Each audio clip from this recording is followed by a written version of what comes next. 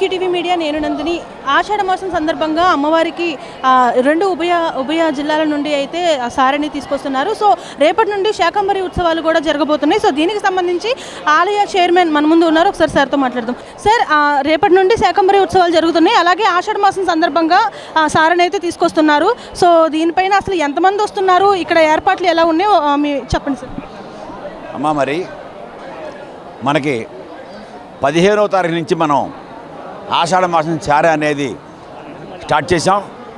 మరి మీకు తెలుసు, ముందు రోజు మన అత్యుస్వాములు ఇచ్చారు.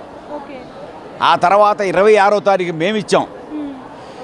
ఘనంగా వైభవంగా మా అత్యుస్వాములే చెప్పారు, బ్రహ్మాండంగా సారి ఇచ్చారండి మీ ట్రస్ట్ బోర్డు తరపునని.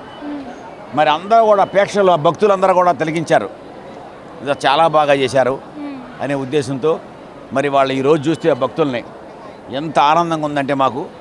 మరి రంగరంగ వైభవంగా వీళ్ళంతా ఇంత చక్కగా ఎన్నో ప్రాంతాల నుంచి ఎక్కడెక్కడి నుంచో వచ్చి వీరందరూ కూడా సారా చీరతో మరి అంతా వస్తున్నారు. అమ్మ, ఎక్కడి నుంచి? వైజాగ్ అండి. Very good.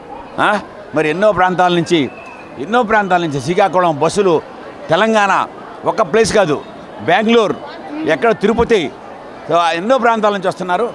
మరి వాళ్ళందరికీ కూడా మేము ఇప్పటికి సుమారుగా 2,50,000 మంది వచ్చారు.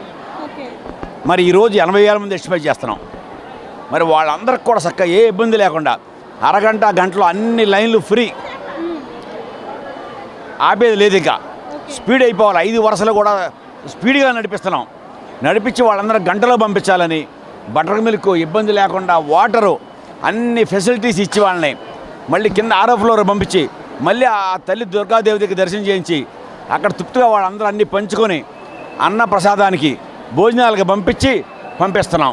ఇదే విధంగా రేపు 12వ తారీఖు వరకు ఇలాగా చేస్తాం.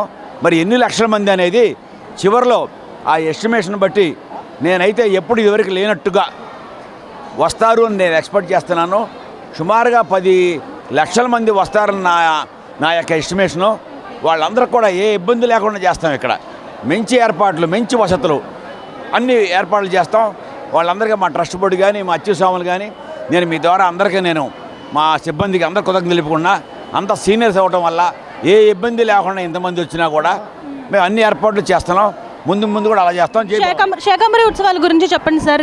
రేపు మొదటిగా ఏ అలంకరణతో అమ్మవారు కనిపించబోతున్నారు? శాకంబరి అంటే 27, 28, 30 3 రోజులు చేస్తాం. 3 రోజులు, ఒకరోజు అచ్చంగా కూరగాయలు, పళ్ళు, డ్రై ఫ్రూట్స్ వీటన్నిటితో కూడా బయట పక్క అన్ని రకాల పండునవి కానీ, గ్రీనరీగా ఉండేవి కానీ, కరేపాకు పందిరులు కానీ అత్యంత వైభవంగా ఎప్పుడూ లేనట్టుగా చాలా ఆనందంగా భక్తులు మురిసిపోయేటట్టుగా అన్ని ఏర్పాట్లు చేస్తున్నాం. వాళ్ళందరినీ రేపు ఇప్పుడు వర్క్ బిగిన్ అయిపోయింది ఆల్రెడీ. నైట్ మొత్తం చేసి తెల్లారేపాటికల్లా అంతా కూడా నెంబర్ 1గా మేము చేస్తాము. రేపు ఎంతమంది, ఎల్లుండి అవడాలండి ఈ శాకంబరి ఉత్సవాలకు ఎంతమంది వచ్చినా కూడా వాళ్ళందరూ కూడా అన్ని ఏర్పాట్లు చేస్తాం. దర్శనం కానీ, ప్రసాదం కానీ అన్నీ కూడా. జై భవాని. సో చూశారు కదా, ఆషాఢ మాసం సందర్భంగా అమ్మవారిని చాలా సుదూర ప్రాంతాల నుండి అయితే భక్తులు దర్శించుకోవడానికి, అమ్మవారిని వారి ఇంటి ఆడపడుచుగా చేసుకుని సారిని ఇవ్వడానికి అయితే ఎక్కడెక్కడి నుంచో ప్రజలైతే తరలి వస్తున్నారు. అలాగే రేపటి నుండి శాకంబరి ఉత్సవాలు కూడా మొదలవ్వడం అనేది ఇంకా మరింత ప్రత్యేకంగా కనిపిస్తుంది. సో ఈ వీడియోపై మీ అభిప్రాయాన్ని కామెంట్ రూపంలో తెలియచేయండి. వీడియో జర్నలిస్ట్ సందీప్తో నందిని, విజయవాడ నుండి.